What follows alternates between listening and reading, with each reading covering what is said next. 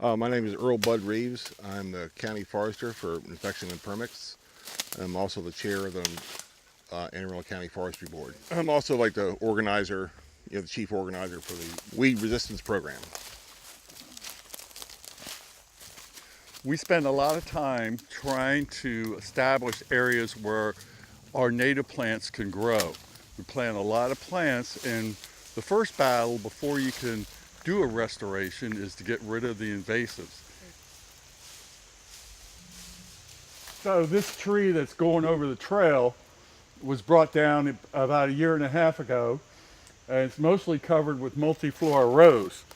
But enough weight got on it with the snow perhaps and wind that finally brought it down, and you could not walk through here. So that was cleared out with chainsaws a couple of years ago. Eventually it'll fall down, but it's propped up by the adjoining trees, so it's a little too dangerous to try to take it down the rest of the way. But that's again another example of trees being toppled that had many years of life left into them. Most of these trees we see here are probably less than 30 or 40 years old. And that's one of the things that you see in this forest here is you can see through the forest. And that's because the sunlight does not penetrate deep enough for these invasives to grow. Most of them grow along the forest edge. And when the forest edge gets completely covered, then they collapse these trees and die a much early death. Yeah, this is another very troublesome invasive, particularly in the farm areas. It's in multiflora rose. It's part of the rose family.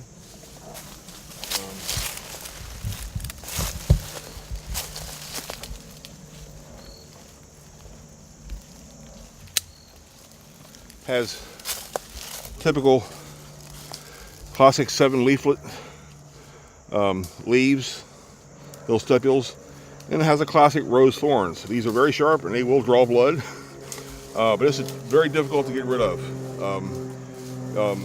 You have to cut it back for many years before you can start trying to control it. You can rub it. These runners of wisteria, that's what we call propagation by vegetation. So from the main plant of the wisteria, these vines grow out. These runners go out until they come up to another tree and grow up another tree. So it can grow just by growing up. It can propagate by vegetatively, by growing across the ground, and of course it flowers and goes to seed, and then the birds will eat the seeds and spread the seeds that way.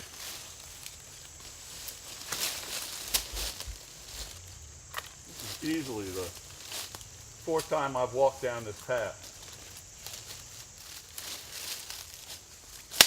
And the stuff keeps coming back, or there was so much of it that we just missed it. And after you come back through here enough times, it really opens up. And if you notice, as you look through these deep woods, there's so much shade that these invasives don't have a chance to grow. But if they get enough sunlight, you'll see that wall of green. And the vines are starting to creep in from the edge. It's eventually be a nice forest, but right now it has issues with the vines. We can get the vines out of there.